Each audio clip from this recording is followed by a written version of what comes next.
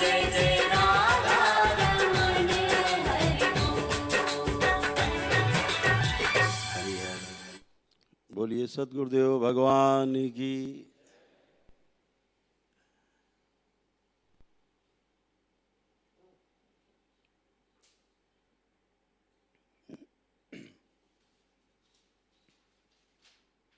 बाबा के जितने भी शिष्य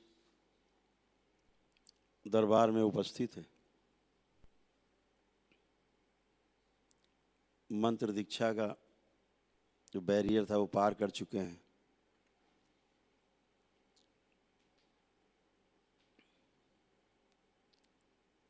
अब तंत्र दीक्षा के लिए अभिलाषी हैं। जितना उत्साह से आपने मंत्र दीक्षा का जो बैरियर है, जो आपने पार किया है श्रद्धा के साथ, उतनी श्रद्धा से ये जो परीक्षण है आज आपका कि आपकी योग्यता तंत्र दीक्षा के लिए उपयुक्त हो गई है कि नहीं, उतना ही सरल है।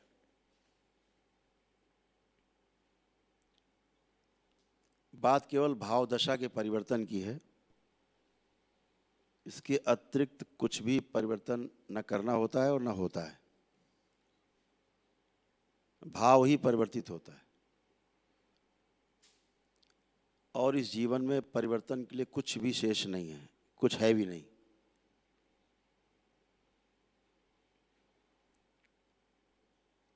आसुरी भाव से हम दैवी भाव की ओर जब यात्रा करते हैं,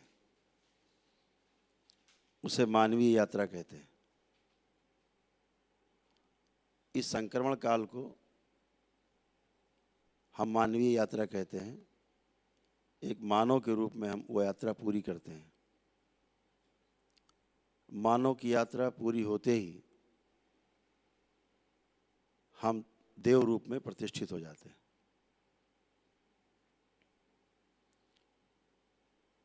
देव रूप में प्रतिष्ठित होना भी एक प्रकार का बंधन ही है। जैसे पशु, राक्षस, मानव बंधन है, इसी प्रकार से ही देवयोनि भी जो है एक प्रकार का बंधन ही है। अभी आगे बैरियर उसमें भी तोड़ने होते हैं। जहाँ पर आप देवता से, देव मानव से दिव्य मानव की ओर यात्रा शुरू करते हैं। देवता रह करके, देव भाव में रह करके जब हम सेवा शुरू करते हैं मानव जाति की, कहने की सभी की, अपने से नीचे सभी की, तो हमारी यात्रा दिव्य मानव बनने की ओर शुरू हो जाती है। तो अभी जो त्रिगुणात्मक प्रवृत्ति रहती है देव योनि में भी, वह त्रिगुणात्मक प्रवृत्ति जो है देव योनि की जब धूमिल पड़ने लगती है, पहले बहुत प्रबल होती है, देवता बनने के बाद बहुत प्रबल होती है, लेकिन जैसे जैसे सेवा करता है कोई देवता, कोई देवी सेवा करती है, तो धीरे धीरे उसके लिए वो भी देव योनि भी, उसका आकर्षण भी धीरे धीरे समाप्त होने लगता है। और सेवा में वो शक्ति है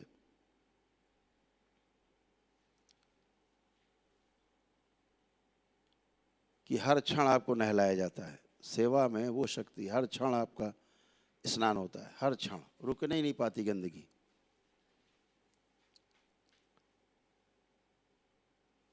तो देवता से जो दिव्य मानव की ओर, देव मानव से दिव्य मानव की ओर जो संक्रमण है, उस संक्रमण काल के बीच में की गई जो सेवा है,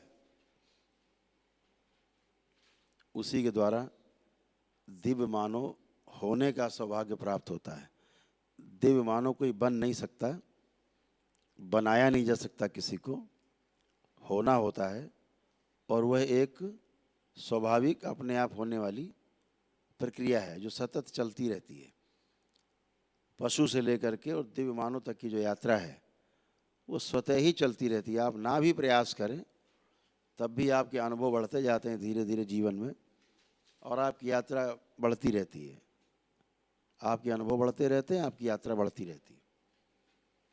लेकिन साधना से इसी की हम गति बढ़ा सकते हैं। कोई अपनी गति 10 गुना कर लेता है, कोई 1000 गुना, कोई करोड़ गुना कर लेता है, कोई अरबों खरबों गुना गति बढ़ा लेता है सेवा से। सेवा में, सेवा है क्या? अभी आप तंत्र दीक्षा लेने के लिए बैठे हैं,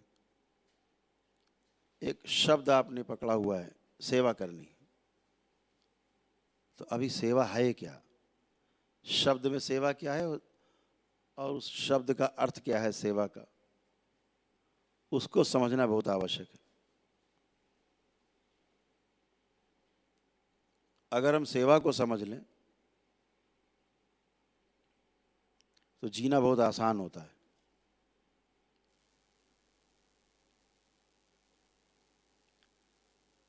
जब भी हम अपने को शरीर मान के जीते हैं, सामने वाले व्यक्ति को भी शरीर मान के ही देखते हैं और वैसा ही व्यवहार करते हैं,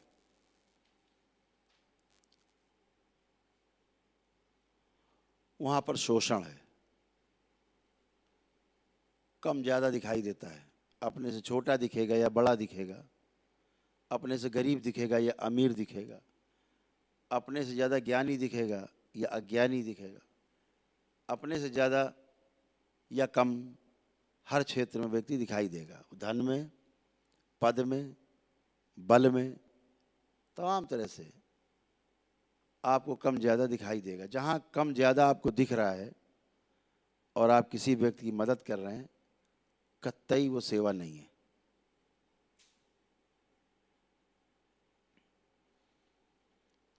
बिल्कुल सेवा भाव नहीं है। वहाँ कुछ पाने की चाहत है, यश या धन,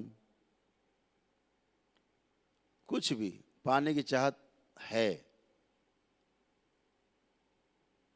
सेवा का अर्थ ही बड़ा व्यापक है, बहुत अद्भुत है। सेवा संकल्प के साथ ही में शुरू की जा सकती है, बिना संकल्प के सेवा नहीं हो सकती। अगर आपका संकल्प कमजोर है, सेवा होना मुश्किल काम है।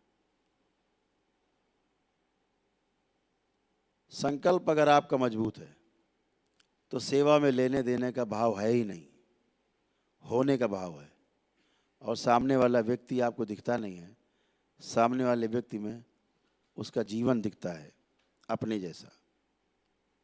जैसा मैं चाहता हूँ सामने खड़ा व्यक्ति वैसा ही चाहता है, ऐसा दिख जाए तो आपके द्वारा जो होगी वो सेवा ही होगी। अगर ये दिख जाए सामने वाले व्यक्ति में कि केवल शरीर नहीं है, ये शरीर तो जीवन अपने भोग काटने के लिए आया है, माध्यम है, अपने को प्रमाणित करने के लिए आया है जीवन। मैं हूं 84 लाख योनियों के बंधन से मुक्ति के लिए शरीर धारण किया है, मिला है। लेकिन जिस दिन दोनों दिख जाए और ये दिख जाए कि इसको चलाने वाला जीवन है, शरीर तो बहाना है, माध्यम है, साधन है, तो निश्चित रूप से आपकी सेवा शुरू हो जाती है। सामने वाले की फिर जो आप मदद करते हैं या सामने वाले व्यक्ति के साथ आप जीते हैं,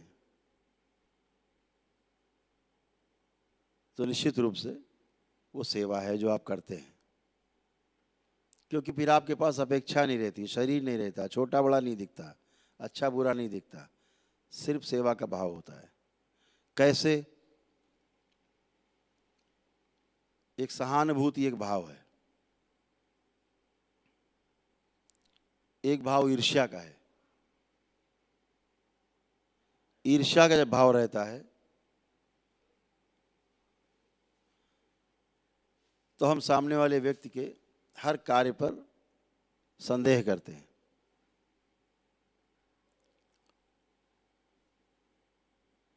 ईर्ष्या का भाव है वो जो आपको संदेह उत्पन्न करता है आपके अंदर। एक सहानुभूति का भाव है। ईर्ष्या का भाव क्या करता है? सामने वाले व्यक्ति ने कोई गलती की, आप तुरंत उसके आसपास जो वातावरण है उसमें फैलाने की कोशिश करेंगे, ये आदमी ठीक नहीं है, ये बदमाश है, ये तो ऐसे ही करता है, ये जानबूझ के करता है, ये नालायक है, ऐसा फैलाएंगे। क्योंकि शरीर ही दिख रहा है, शरीर रूप दिख रहा है, छोटा बड़ा दिख रहा है, अच्छा बुरा दिख रहा है। लेकिन वहीं कहीं आपका अपना मित्र हो, उसने कोई गलती भी की हो, अब आपके अंदर उसके प्रति ईर्ष्या भाव नहीं है तो सहानुभूति का भाव है, तो आप कहोगे अरे गलती हो गई, इससे बेचारे को माफ़ करो, ये तो गलती हो गई है। ऐसा है नहीं, वो हो गई गलती, ऐसा व्यक्ति है नहीं, वो बस किसी कारण से हो गई है, क्षमा करो, माफ़ करो। उसको भी समझाओगे यार आगे से मत करना, ये सहानुभूति का भाव है। क्यों? उसमें अपना जैसा दिख रहा, मित्र में हम स्वयं को देखते हैं। बहुत अद्भुत बात है, ये संसार में एक ही ऐसा है जिसमें हम अपने को देखते हैं, वो मित्र होता है, अपने जैसा। अपनी संतान भी अपने जैसे नहीं दिखती, लेकिन मित्र अपने जैसा दिखता है। मित्र हमारा मिरर होता है, मिरर। समाज में लोग कहते हैं ना, अरे उसकी संगत बहुत बुरी है, उसकी संगत बहुत बुरी है, खराब लोगों से संपर्क है इसका, 4 लोग लफंगे के साथ घूमते, तो उससे पैमाना लग जाता है कि ये भी लफंगा ही है। और अगर 4 अच्छे लोगों के साथ उठना बैठना आना जाना है तो अरे वो बहुत अच्छा आदमी है, उसका तो बड़ा संपर्क अच्छा है। तो अपने जैसा दिखता है, तो अपने जैसे निर्मित कर लेता आसपास वातावरण, और वैसे ही लोग आसपास उसके रहते हैं। तो सेवा का जो भाव है, कोई भी आ जाए सामने, दुश्मन भी खड़ा है तो भी हम उसकी मदद करते हैं, क्योंकि वहाँ दुश्मन नहीं दिख रहा है, मित्र भी नहीं दिख रहा है। अपने अंदर एक भाव है कि हमें अच्छा करना है, हमें अच्छा बोलना है, हमें अच्छा देखना है, अच्छा ही रहना है, अच्छा ही बनना है, अच्छा ही सोचना है, तो फिर बुरा हो ही नहीं सकता, देख नहीं सकते। जैसे ये दरबार किसी का बुरा नहीं करता, इसका 100% लक्ष्य रहता है कि सब अच्छे हो, सबका अच्छा हो।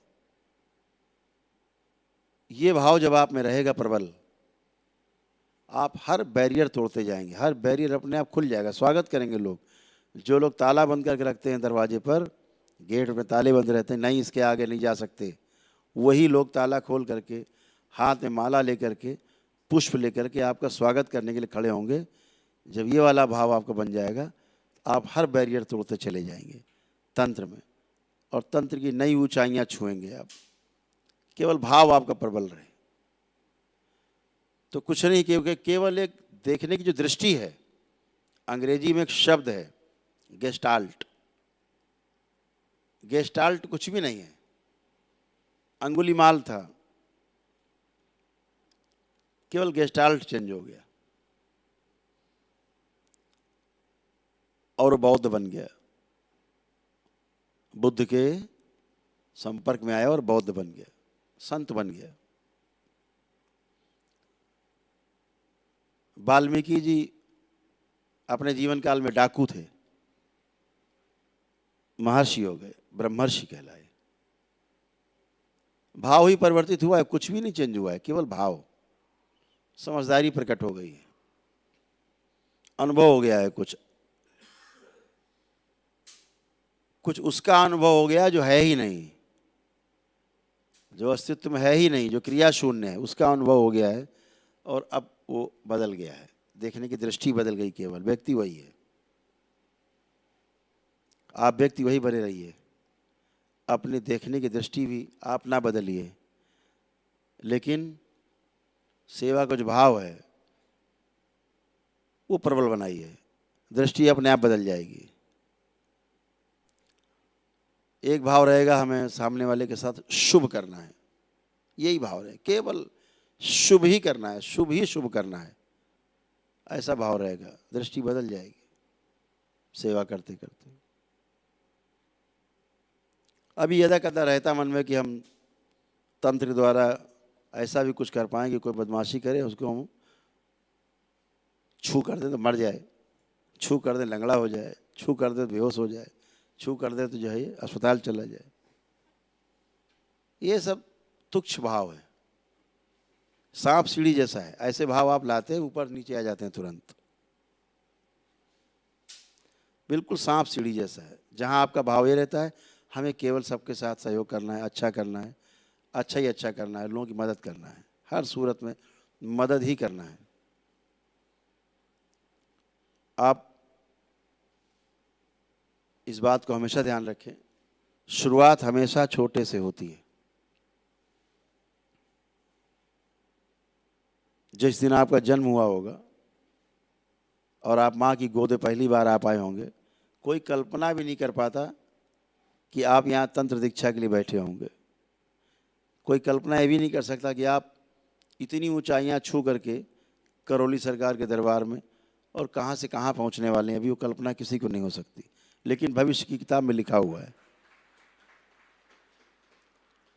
भविष्य की किताब में लिखा हुआ है, भविष्य के दर्पण में दिखता है कि आपको कहाँ जाना है, कहाँ पहुँचना है, क्योंकि वो है किताब में लिखा हुआ है। तो फिर मुश्किल होता है भूलना, मिटाना। यहाँ जब किसी की मृत्यु मिटानी होती है दरबार को, तो सबसे पहले चित्रगुप्त से कहा जाता है कि पन्ना फाड़ दो इसका, इसकी मृत्यु का जो पन्ना है इसका फाड़ दिया जाए। वो फट जाता है तो मृत्यु से बच जाता है दरबार का सेवक भक्त शिष्य बाबा का। लेकिन अगर वो लिखा हुआ है तो बचने के चांस नहीं, लिखा है हो के रहेगा। अब लिखा ही नहीं है तो नहीं होगा, सीधी बात। अब कहते हैं नहीं हम, जो लिखा है भैया भाग्य में वो तो हो के रहेगा, सत्य है।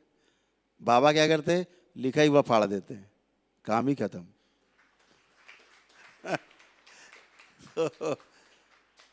तो कहते हैं अब लिखा ही नहीं, अब क्या करोगे। तो ये आपका दरबार है, जितना आप इससे लूट सको उतना लूटो, इतने अनुभव लूटो, इतने अनुभव लूट लो कि बिल्कुल बुद्ध जैसी स्थिति हो जाए, सिर्फ अच्छा ही दिखे, कुछ दिखे ही ना। और एक बात आपको बताएं, जो बाहर दिखता है, जो आप करते हो, लोग बाहर देखते हैं, वो असल में बाहर नहीं होता, वो सब आपके भीतर होता है, सब कुछ भीतर है। जैसे आपने मंदिर में अपने बाबा की तस्वीर लगा रखी यहाँ से कि बाबा है हमारे, माँ है हमारी, तो वो आपके अंदर है, हृदय में, इसलिए आपने लगा रखा है। तो जब कोई चीज़ अंदर रहती है तो उसका जो प्रस्फुटन है, उसका जो प्रकटीकरण है, वो बाहर दिखता है। अगर कोई व्यक्ति कृष्ण को मानता है तो उसके घर में कृष्ण की फोटो मिलेगी जरूर, क्योंकि उसके हृदय में है। कोई हनुमान जी को मानता है तो उसकी फोटो घर में मिलेगी जरूर, क्योंकि उसके हृदय में है फोटो। तो जो हृदय में रहता है वो बाहर हमारे आसपास दिखता है। तो अगर बाहर अच्छा अच्छा कर रहे हैं, निश्चित रूप से अंदर वो अच्छा अच्छा भरा हुआ है, इसी को बढ़ाना है। और सेवा से आप बढ़ा सकते हैं, और इसी तंत्र के माध्यम से 84 लाख योनियों के बंधन से, जन्म मरण के बंधन से छुटकारा पा करके आगे अनंत की यात्रा पर निकल सकते हैं। इससे मुक्ति पा करके इस मर्त्यलोक से, जहाँ दोबारा जन्म नहीं हो, इस मानव शरीर में सारे इच्छा विचार आशाएं नष्ट हो करके सदा सदा के लिए सारे यहाँ के संकल्प नष्ट हो करके, और आप बंधन से मुक्त हो करके और आगे की यात्रा की ओर बढ़ते हैं। तो इस मर्त्य लोक से आगे की लोक की यात्रा शुरू होती है। फिर इस लोक में इस रूप में बंधन के रूप में आना नहीं होता है। अगर आना होता है कभी तो स्वतंत्रता के साथ आना होता है, बिना बंधन के आना होता है, और वो जानबूझ के आना होता है। जैसे कोई व्यक्ति, किसी ने एमए पास कर लिया है, अब उसको कहा जाए भाई कक्षा 5 के स्कूल फिर भर्ती होना है आपको जाके, ठीक है बोला कर दो, चला जाए कक्षा 5 वाली में, 2 दिन कापी किताब पलटेगा, पूरे साल भर की परीक्षा एक ही दिन में दे देगा, कहेगा ठीक है। वो जानबूझ के आया, उसे कोई भय नहीं होगा परीक्षा से, किसी परीक्षा से कोई भय नहीं होगा। एमए पास है, वो जा चुका है 5वीं 6ठी 7वीं क्लास क्रॉस करके, बीए में कर चुका है, तो अब उसके लिए कुछ भी नहीं, वो तो जानबूझ के आया, कोई भय नहीं परीक्षा का, कोई भय टीचर का नहीं, कोई भय किताब से नहीं। तो इसलिए इसी तरह से होता है, जानबूझ के जो दोबारा इस मर्त्यलोक में आता है निर्भय होकर आता है और फिर आगे वालों को दिशा देता है। ऐसे भी लोग हमारे समाज में हैं, इस धरती पर ऐसे लाखों लोग हैं। कोई 2-4 को शिक्षा दे पा रहा है, कोई 2-4 लाख को शिक्षा दे रहा है, लेकिन हर जीवन अपने अपने क्षमता के अनुसार, शरीर की क्षमता के अनुसार, व्यवस्था के अनुसार सक्रिय है। ऐसे ही आपको प्रयास करना है कि हमें आगे बढ़ना है तो अपना भाव स्थिर रखना है, अपना भाव अच्छा रखना है। बाबा माता से रोज़ प्रार्थना करनी है कि बाबा माँ हमें आप जो संकल्प हम कर रहे हैं, ये भी हमारा संकल्प है कि हमारे अंदर कभी अहम ना आए, कभी हमारे अंदर किसी को नष्ट करने की भाव ना आए, कभी किसी को दुख पहुंचाने का भाव ना आए। मेरे द्वारा सब अच्छा ही अच्छा हो, ताकि मेरे कर्म अच्छे हों तो मेरे भोग भी जो है अच्छे होंगे और हम अग्रसर हो पाएंगे अपने संकल्प की ओर कि हमें इन 84 लाख योनियों के बंधन से मुक्ति पानी है। अच्छा ही अच्छा करना, अपने कुल का नाम रोशन करके जाना है। जहाँ हमें जन्म मिला, हमें सहारा मिला इस बंधन से मुक्ति के लिए, हमें उस कुल का भी मान रखना है। तो ये बात हमेशा आपको ध्यान में रखनी है कि हम तंत्र दीक्षा में जा रहे हैं तो हमें सब अच्छा ही करना है, केवल अच्छा करना है, उससे आपके कभी भोग नहीं बढ़ेंगे, आपको कोई गलत चीज़ नहीं भोगनी पड़ेगी। समझ पा रहे हैं? यही करना। अभी जब जो लोग तंत्र की दीक्षा में अभी आप उत्तीर्ण होंगे आज लेने के लिए, उनको स्वयं ही परिवार से काट के दरबार अलग करके और सभी को 9 के पुण्य अलग से दिए जाते हैं, उनका अलग डीएनए बनाया जाता है, ताकि उनको कोई भी चीज़ें आ जा रही हैं, शक्तियाँ आती जाती हैं, तो परिवार के लोगों को कोई उससे कष्ट ना हो। दरबार ने इसीलिए डीएनए को और मजबूत किया है कि एक दूसरे के कष्ट, एक दूसरे के रोग किसी में जाने आने ना पाएँ, और उसी के द्वारा ही दरबार की शक्ति से निकलें और वो स्वस्थ हो। तो आपको अलग से दिए जाते हैं पुण्य, आपको अलग से रखा जाता है, डीएनए गुर्जा पथ में सुरक्षित रखा जाता है और सुरक्षा की लेयर बढ़ाई जाती है आपकी अलग से, है ना। तो इसके लिए आपको बहुत बहुत बधाई कि आप इसके लिए तैयार हो पाए। आपने इसके लिए संकल्प लिया है, अंदर आपके है अंदर कि हम भी कुछ कर पाएँ। ये बहुत अच्छा भाव है। रात्रि को 11 बज रहा है और आज पूर्णिमा है और आप बाबा के सामने दरबार में, इस करौली सरकार के दरबार में आप बैठे हैं, जहाँ स्वयं करौली शंकर महादेव विराजमान हैं।